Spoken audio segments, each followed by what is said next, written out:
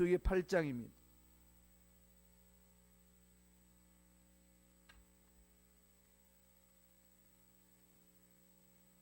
민수기 8장 1절에서 4절까지 말씀이 되겠습니다. 민수기 8장 1절에서 4절까지 말씀 다 같이 합독하시겠습니다. 야훼께서 또 모세에게 말씀하여 이르시되 아론에게 말하여 이르라. 등불을 켤 때에는 7 등잔을 등잔대 앞으로 비추게 할지라 하시매 아론이 그리하여 등불을 등잔대 앞으로 비추도록 켰으니 야훼께서 모세에게 명령하심과 같았더라. 이 등잔대의 제작법은 이러하니 곧 금을 쳐서 만든 것인데 밑판에서 그 꼭까지 쳐서 만든 것이라. 모세가 야훼께서 자기에게 보이신 양식을 따라 이 등잔대를 만들었더라. 아멘. 이 말씀 중심으로 빛을 비춰라, 빛을 비춰라라는 제목으로 연애 말씀을 나누겠습니다. 어저께 보았던 말씀 본문은 민수기 7장 그 부분에는 성막이 완성되는 부분에 대해서 설명이 있었습니다. 성막이 완성되니까 그 속에 하나님의 임재를 사모하면서 먼저 지도자들이 성령의 기름 부으심을 입고 성령 인도함을 따라서 예물을 드리는, 하나님을 섬기는 그 부분에 대해서 우리가 말씀을 살펴봤습니다. 오늘 본문 내용에는 이 성막에 대해서 구체적으로 제사장들이 섬길 때에 가장 중요한 부분들을 설명을 합니다. 그런 중에서 8장을 시작하면서 우리에게 주시는 메시지는 등잔대에 대한 지시입니다. 등잔대의 등불을 이렇게 켜라 가르쳐 주고 있습니다. 레위인들이 제사장을 도와서 하나님 앞에 성막에서 봉사해 나갈 때에 하나님이 지시하는 대로 움직였습니다. 하나님이 시키시는 대로. 그래서 자기 스스로의 생각을 거기에 담아서 일을 하는 그런 것에 대해서는 하나님이 분노하셨고 철저하게 하나님의 뜻대로 할 수 있도록 그렇게 했습니다. 하나님이 빛이 되신다는 것을 오늘 성막을 통해서 가르쳐 주고 있습니다. 하루에 제사장이 할 일은 2번씩 아침과 저녁에 제물을 드려야 됐습니다. 그래서 중요한 부분은 놋제단과 등잔대입니다. 놋제단과 등잔대에서 제사장들이 꼭 섬기는 일을 했습니다. 제물을 드려야 되고 등잔대에서는 불을 켜는 일을 해야 됩니다. 아침과 저녁에 살펴봐야 되는 거죠. 불이 하나도 꺼져서는 안 됩니다. 항상 그 불이 밝혀져 있어야 되고 그 불에 의해서 하나님과의 교제를 상징적으로 보여주는 그런 모습이었습니다. 그럼 오늘 이 빛을 발하는 것 속에서 어떤 빛을 지금 말하고 있을까요? 성경은 3가지로 우리에게 가르쳐 주고 있습니다. 여러 가지 이야기할 수 있겠지만 3가지로 우리는 이 말씀을 통해서 해석할 수가 있습니다. 첫째로 등잔대의 빛입니다. 성막 안에 등잔대를 세우라고 그러고 빛을 비추라고 그럽니다. 출애굽기 25장 37절에 보면은 모세에게 명한 거죠. 한번 읽어보겠습니다. 다 같이. 등잔 7을 만들어 그 위에 두어 앞을 비추게 하며, 어두운 성소를 비추는 거죠. 모든 것을 덮어놨기 때문에 깜깜합니다. 깜깜한 그곳에서 제사장들이 일을 하려면은 빛이 비춰야 됩니다. 근데 말씀을 보면은요, 등잔 7을 만듭니다. 그 등잔대 위에 세워놓고 등잔의 불을 앞을 향하여서 비추게 하라, 그렇게 말씀이 있습니다. 여기에서 우리가 살펴봐야 될 것이 2가지가 있는 거죠. 먼저 등대를 7가지로 두었다는 것 아니겠습니까? 7이라는 숫자는 뭐죠? 완전한 거죠. 이 빛은 완전한 하나님이시다. 하나님의 빛은 완전하시다. 어떤 어두움도 다 물리칠 수 있는 능력이 있다. 이걸 상징적으로 말씀해 주시는 거죠. 창세기에서는 하나님의 빛이 근원이듯이 등잔대도 하나님이 빛의 근원이 되신다는 것을 보여줍니다. 그래서 등대에 불이 꺼지지 않도록 명령하신 거죠. 하나님과 이스라엘 백성의 회복된 관계가 계속적으로 지속되는 걸 말합니다. 불이 꺼지면 안 된다는 거죠. 오늘날 교회 공동체도 이 불이 꺼져서는 안 됩니다. 언제 불이 꺼질까요? 하나님 뜻과 상관없이 행할 때, 죄악을 범할 때 그렇습니다. 철저히 죄악을 회개하고 죄악을 멀리해야 되는 거죠. 늘 그 빛을 조명해서 또다시 내 속에 어둠이 뭐가 있는지 살펴보고 어둠을 쫓아내버려야 됩니다. 하나님께서 빛을 비춰주시는 이 부분에 대해서 나중에 다윗은요 이렇게 고백을 합니다. 시편 37편 9절에 있어요. 다 같이 한번 볼까요? 시편 37편 9절 읽습니다. 진실로 생명의 원천이 주께 있사오니 주의 빛 안에서 우리가 빛을 보리다. 하나님은 생명을 주시는 뿐만 아니라 생명 자체이시고 빛을 주시는 분일 뿐만 아니라 빛 자체이심을 강조해 주고 있습니다. 그래서 오늘 하나님이 이 모세를 통해서 아론에게 이렇게 하라고 말씀해 주시는 것이 민수기 8장 2절입니다. 읽었습니다만 한 번 더 천천히 읽어보겠습니다. 아론에게 말라 이르라. 등불을 켤 때는 7 등잔을 등잔대 앞으로 비추게 할지니라 하심에, 이 말씀을 한번 묵상해 보세요. 등불을 켤 때에 7 등잔을 등잔대 앞으로 비추게 할지니라, 그렇게 말씀하셨어요. 이 머릿속에 그려지나요? 등잔대 앞으로 비추게 하라. 7 등잔과 그다음에 등잔대에 대해서 서로 이렇게 설명해 주죠. 어떤 상상이 되나요? 지금 우리가 그림이나 이 상상도 사진을 보면은 그냥 이렇게 촛대를 꽂는 것처럼 돼 있잖아요. 그 당시 초가 없었습니다. 뭘 어떻게 했겠어요? 우리가 호롱불 켜듯이 그 등잔을 올리브 기름으로 불을 밝혀야 되니까 이러한 등잔들이 있을 거 아니에요. 받침대가 있고 그 위에 얹어 놓는 거. 얹어 놓으면은 이 위로 향해 있는 것이 아니라 그 앞으로 이렇게 앞으로 비춰질 수 있도록 그렇게 설계를 해서 빛을 비추라, 그 말씀입니다. 앞을 비추라는데 그 앞이 어디 있을까요? 성소에 들어가면은 성막에 들어가면 성소가 있고 지성소가 있잖아요. 그러면은 동쪽에 문이 있습니다. 동쪽으로 들어가게 되면은 동쪽에서 문이 들어오면은 오른쪽에 뭐가 있을까요? 진설병이 있죠. 이렇게 떡상이 있습니다. 떡상이 뭐죠? 하나님의 말씀. 그럼 동쪽에서 들어가가지고 오른쪽에 떡상이 있고, 그 다음에 왼쪽에는 촛대가 있습니다. 등잔대가 있습니다. 그리고 정면 앞에는 분향단이 있고 세 개가 있는 거죠. 세 개 기구를 섬기는 겁니다.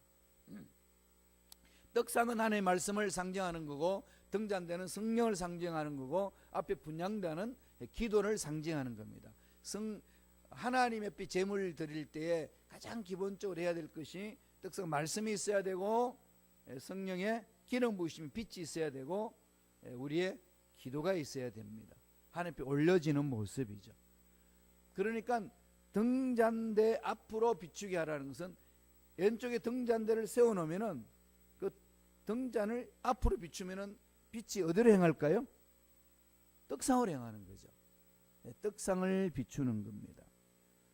그래서 말씀에게 빛을 비춰주는 거죠. 이건 우리 6장에서 봤듯이 야훼는 그의 얼굴을 내게 비추사, 빛이 우리에게 임하는 거죠. 성령의 기름 부으심이, 성령의 빛이 말씀에 조명됩니다. 말씀에 조명돼야 이 말씀을 성령이 안에서 깨달아질 수 있고, 성령의 역동적인 역사를 체험할 수가 있습니다. 그래서 하나님이 모세를 통해서 아론에게 지시하게 합니다. 등잔대를 만들 때에 그것을 앞으로 비추게 하라. 즉 말씀으로, 말씀 앞에 떡상을 비추게 해서 말씀을 성령으로 조명하게 하라. 이걸 가르치는 거죠. 오늘 저와 여러분들이 말씀을 읽을 때의 자세는 성령이 오셔서 내 심령을 사로잡아 주시고 이 말씀을 읽을 때 성령의 은혜로 깨닫게 하여 주옵소서. 성령은 그렇게 깨닫게 해주시는 거지요. 그러니까 말씀을 읽을 때, 묵상할 때 인위적인 생각으로 형식적으로 하지 마시고 성령이여 이 상황 속에서 이 말씀이 나에게 조명될 수 있도록 밝혀 보여 주옵소서. 그렇게 기도하면은 성령은 이 빛으로 우리 심령을 감동감화시키기 때문에 깨닫게 되는 거죠. 깨달으면은 그 말씀이 나의 말씀으로 되고 나의 말씀이 되니까 말씀에 사로잡혀서 문제를 향하여서 뚫고 나갈 수가 있습니다. 이게 성막에서 제사장들이 제사 드리는 자세입니다. 그러니까 하나님은 이 성막을 통해서 우리에게 뭘 가르쳐 주시나요? 빛 대신 하나님께서 앞길을 열어주시는 거죠. 빛 대신 하나님께서 앞길을 열어주시는데 그 빛이 어떻게 우리에게 나타나요? 말씀을 통해서 채워주시는 거죠. 떡상이라는 것은 이 떡을 진설해 놔놓고 누가 먹을까요? 제사장들이 먹습니다. 아론과 그 자손들이 먹지요. 아론과 자손들이 먹지만은 그것은 이스라엘 백성들이 전체가 다 먹는 것처럼 상징되어 있습니다. 이 말은 하나님께서 드려진 것은 하나님이 이스라엘 백성들의 필요를 채워주시는 거다. 하나님이 이스라엘 백성들의 필요가 뭔지를 정확하게 알고 채워주시는 것을 상징해 주는 겁니다. 다시 말씀드리면 저와 여러분들이 신앙생활할 때에 필요한 모든 것들은 하나님께서 아시고 말씀을 통하여서 채워주신다. 그러므로 예배드릴 때 주시는 말씀을 부여잡고 기도할 때에 하나님 주시는 말씀을 부여잡고 하루하루를 삶을 살아내는 일꾼이 되라는 그 메시지가 담겨져 있습니다. 이 빛이 말씀을 통하여 그 말씀이 우리에게 임한다는 겁니다. 그게 성막에서 보여준 등잔대의 말씀입니다. 나중에 스가랴에서 보면은 등잔대의 줄기로 뻗어 있는 7 등잔은 온 세계를 지켜보시는 하나님의 눈이라고 말씀하고 있습니다. 한번 읽어보지요. 스가랴 4장 10절입니다. 다 같이 한 목소리 천천히 읽겠습니다. 이 7은 온 세상에 두루 다니는 야훼의 눈이라. 빛으로 비춰주시죠. 어두운 곳곳에 비춰주시고 우리 심령 속에 오면 우리의 어두운 마음도 환하게 밝혀주신다는 거죠. 그렇게 해서 앞길을 열어주신다는 겁니다. 그러니까 문제 있고 답답하고 힘들고 그러면 어디로 가셔야 되나요? 빛 대신 하나님께 오는 거죠. 갈 길을 모르겠습니다. 하나님 밝혀 주옵소서. 이 문제에 대해서 내가 어떻게 풀어야 될지 모르겠습니다. 하나님 말씀하여 주옵소서. 빛 대신 하나님께서 우리 어두운 마음을 환히 밝혀주시고 그 문제 앞에 답을 얻지 못할 때에 빛으로 가르쳐 주시는 거죠. 그게 오늘 구체적으로는 어떤 것이라고 제가 말씀드렸나요? 말씀으로. 그래서 늘 말씀 읽을 때에 성령의 빛으로 사모하시면서 읽으시면은 그 말씀이 내 마음을 붙들어 주시고 앞길을 열어 주십니다. 이 은혜를 체험하는 것이 성경 읽고 공부하는 삶의 성도들의 자세라는 겁니다. 날마다 성경을 읽으실 때에 성령이 오셔서 이 말씀이 나의 말씀이 되게 하시고 이 나의 말씀을 통하여서 내 인생의 문제가 풀려지는 놀라운 은혜가 있게 하여 주옵소서. 기도하면서 말씀을 대하는 저와 여러분 되시길 바랍니다. 또한 두 번째 어떤 빛일까요? 그리스도의 빛입니다. 두 번째는 그리스도의 빛이라고 그랬죠.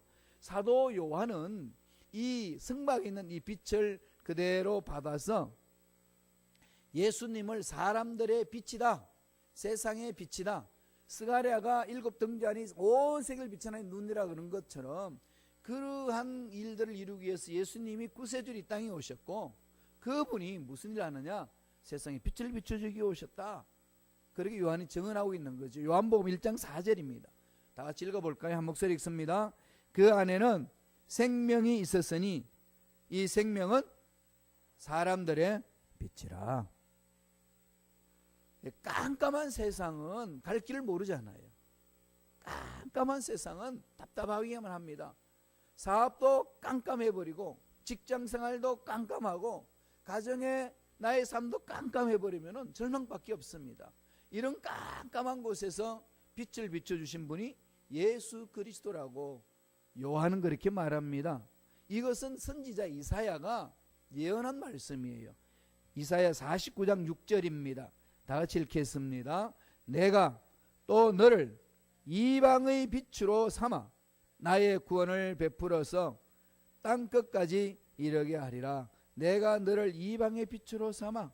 하나님이 메시아를 통해 가지고 빛을 비춰주시고 이 빛이 세상의 어두운 곳곳에 다 밝혀주므로 어떻게 나아가야 될 것인가를 정확하게 가르쳐 주신다는 겁니다. 그러니까 우리가 주님 앞에 나와서 담대히 부르짖을 수 있는 것은 빛 대신 주님이 믿고 부르짖는 자 그냥 어두움 속에 내버려두지 아니하신다는 겁니다. 어떤 상황에 놓여있든 어떤 문제든지 간에 빛 대신 주님 앞에 나와서 무릎을 꿇고 기도하면 훤히 비춰주시는 그 은혜가 임한다는 겁니다. 답답하고 갑갑하고 고통스럽고 어찌할 바를 모를 상황에 놓여질 때 있지 않습니까? 그럴 때마다 빛 대신 예수 그리스도를 바라보시면서 주님이 주시는 빛 끌어안으시고 어둠을 밝혀나는 일꾼이 되시기를 바랍니다. 성경 마지막에도 이 부분을 말씀하고 있어요. 참 등잔대 되신 예수님을 최종적으로 우리가 만나게 되는 것을 가르쳐 줍니다. 21장 23절 볼까요? 계시록 21장 23절 전번에 우리 계시록 할 때 보았습니다만 한번 다 같이 보겠습니다. 그 성은 해나 달의 비침이 쓸데없으니 이는 하나님의 영광의 빛이고 어린 양이 그 등불이 되심이라.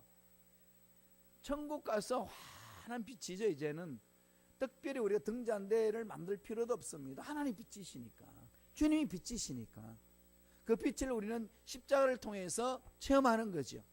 그 근거는 이스라엘 백성들을 가나안 땅으로 이끌 때에 하나님이 임재하는 자리 성막을 통해서 계시해 주셨습니다.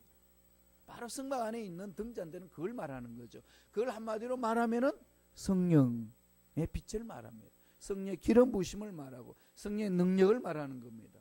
예수 그리스도가 빛이 되셨는데 부활 성천하시고 나서 우리에게 성령을 보내주셨어요. 그러므로 저와 여러분은 이 어두운 세상에서 빛을 바라며 살 수 있는 것은 성령을 체험하는 길입니다. 그래서 날마다 성령 충만함을 사모하셔야 돼요. 성령으로 충만하면은요 어둠이 도망갑니다. 마음의 평안이 임해요. 그리고 내 입에서는 좋은 말이 나옵니다. 악한 말 나오지 않아요. 욕이 나오지 않습니다. 왜 우리가 나 스스로도 욕이 나오고 문제가 있을 때도 악한 말이 나오고 모함하는 말들이 왜 나오느냐? 성령 충만하지 않았기 때문에 그렇습니다. 성령으로 충만해지면은 어떤 상황에 놓여 있든지 그 성령께서 빛이 되시기 때문에 내 마음을 훤히 밝혀주십니다. 그 속에 평화가 있고 기쁨이 있고 행복이 있는 겁니다. 그래서 날마다 지금 뭘 부르짖어야 된다고요? 성령으로 충만케 하여 주옵소서. 성령 충만하셔야 돼요. 교회는 성령 충만한 곳입니다. 제사장들이 성막에 이 등잔대 불을 꺼지지 않도록 늘 보관해야 되고 늘 헌신해야 됩니다.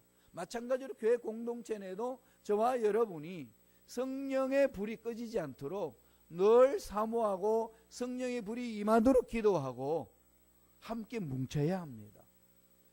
죄를 회개하고 성령 안에서 하나가 되면서 하나가 된 것 속에 더 성령의 놀라운 강력한 역사가 일어납니다. 어떻게 하든지 마귀들은 이렇게 못하도록 방해합니다. 영적 전쟁을 치르셔야 돼요. 단호히 성령 충만하지 못하게 해서 넘어지게 하는 악한 영들을 예수 이름으로 쫓아버리시고 성령 충만하여서 승리해야 될 줄로 믿습니다.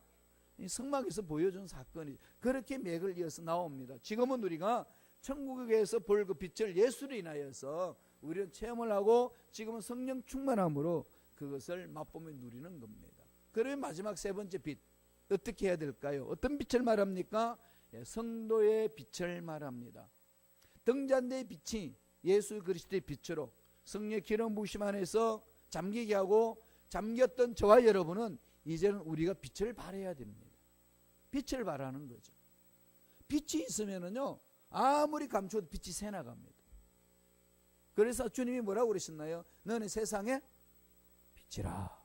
예수님이 빛이기 때문에 예수님을 만난 사람은 빛이 될 수밖에 없습니다.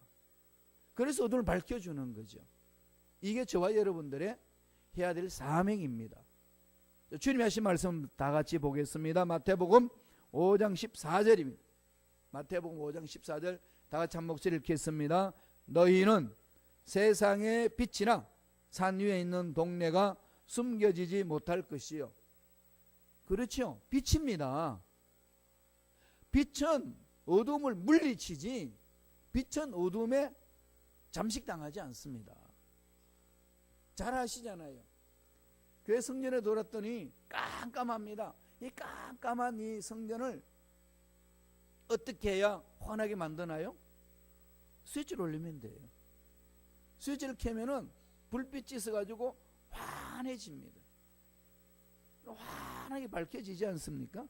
순간적이에요. 하나님의 빛이 우리 속에 임하면요 우리 어둠은 순간적으로 이렇게 환해지는 거죠. 마음이 늘 이걸 사모하셔야 되는 겁니다.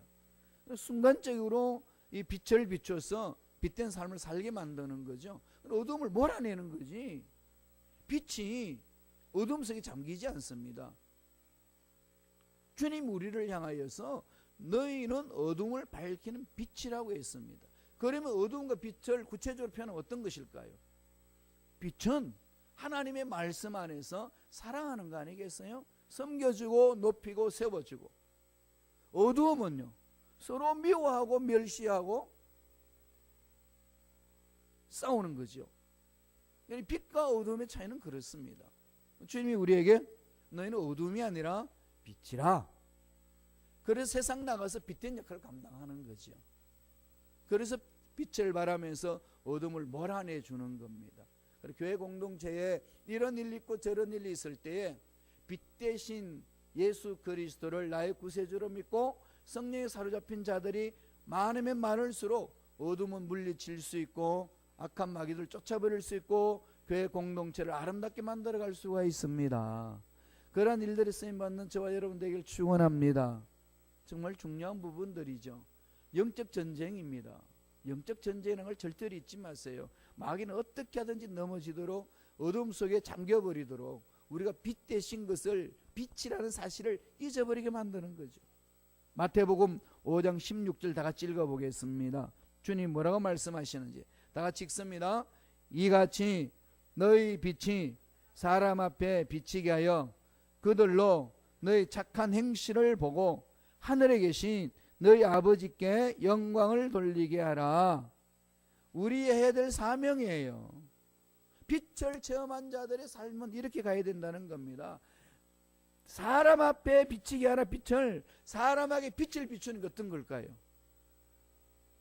날마다 촛불 들고 다녀야 되나요? 아니면 저처럼 이마에 빛을 내고 살아야 되나요? 어떻게 해야만 될까요? 오늘 구체적으로 하신 말씀이 뭡니까? 이마에 빛도 아니고 촛불도 아니고 핸드폰에 불빛도 아니고 너희 착한 행실.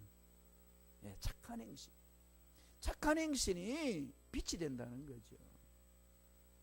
그럼 마귀들은 이 착한 행실을 못하게 하는 거예요. 꼭 명심하세요. 일꾼들은 착한 행실에 집중해야 됩니다. 이게 그리스도인의 삶이에요. 착한 행실은 뭘까요? 착한 말, 착한 마음, 착한 행동이죠. 그건 상식적으로 나가는 거잖아요. 우리가 아무리 성경적인 지식이 많고 뭐 박사학위가 있어도 이 말씀을 순종하지 못한다면은 예수 그리스도를 거부하는 거 아니겠습니까? 좀 우리가 다시 우리 마음을 돌이켜야 돼요. 내 마음속에 어둠이 들어오면 나도 죽고 남도 죽습니다. 그러나 내 마음속에 빛이 들어오면 나도 살고 남도 살립니다. 그럼 빛이라고 그랬을 때 빛이 무엇이냐? 피상적인 것이 아니라 구체적으로 설명을 하죠. 주님은 너희 착한 행실을 보고 하늘에 계신 너희 아버지께 영광을 돌리게 하라. 그래서 너희 빛을 사람에게 비추게 하라. 그래서 아론에게 그 말씀한 거예요. 7 등잔을 등잔대 앞으로 비추게 할지니라. 하나님이 다 채워주신다. 하나님이 알아서 해주신다. 기대가 되지 않나요? 문제 앞에 딱 이제 놓이면은 죽었구나가 아니라 야, 이번에 이런 문제 하는 거 어떻게 풀어주실까? 기대가 되죠. 그래서 우리가 2025 그죠? 2015년도에 우리가 선포했습니다. 2016년도부터 시작해서 2025년까지 10년 후에 우리 교회가 어떤 모습으로 설 수 있을까? 기대가 되지 않나요? 막 세상을 보고 상황을 보면 절망이고 어둠이 나를 막 음습해오지만 빛 대신 주님을 바라보면 어둠을 몰아내시고 10년 후에 2025년에 우리 교회 공동체의 모습, 다음에 빛 안에서 사는 저와 여러분의 모습 그려지지 않나요? 아, 그것만 생각하면 막 익사이팅해요. 하나님이 어떻게 이끌어 주실까? 이게 빛을 비춤을 받았던 사람의 삶은 그런 소망이 넘쳐나는 거죠. 왜? 빛이 그 역할을 하기 때문에 그렇습니다. 내 환경을 보고 내 위치를 보고 내 육체를 바라보고 내가 가진 것을 바라보면 절망밖에 없습니다. 어둠이 나를 음습합니다. 그러나 빛 대신 주를 바라볼 때에 어둠을 몰아내게 하시고 새 소망을 갖게 하시고 사도 바울이 고백한 것처럼 겉은 후피하나 속은 날마다 새롭도다. 소망을 갖고 일어서는 거지요. 바라보세요. 하나님이 어떻게 만져주실 것인가. 죽은 자도 살리시고 없는 것도 있게 하시는 하나님이 앞으로 내 인생을 어떻게 만져주실까. 우리 자녀들을 어떻게 만져주실까. 상상할 수 없는 놀라운 하나님의 방법으로 찾아주셔서 정말로 합력하여 선을 이루시는 그 놀라운 은혜와 복을 능력을 반드시 체험할 줄로 믿습니다. 사모하시면서 나아가시길 간절히 축원드립니다. 기도하겠습니다. 하나님 아버지, 세상의 참빛이시요 생명 되신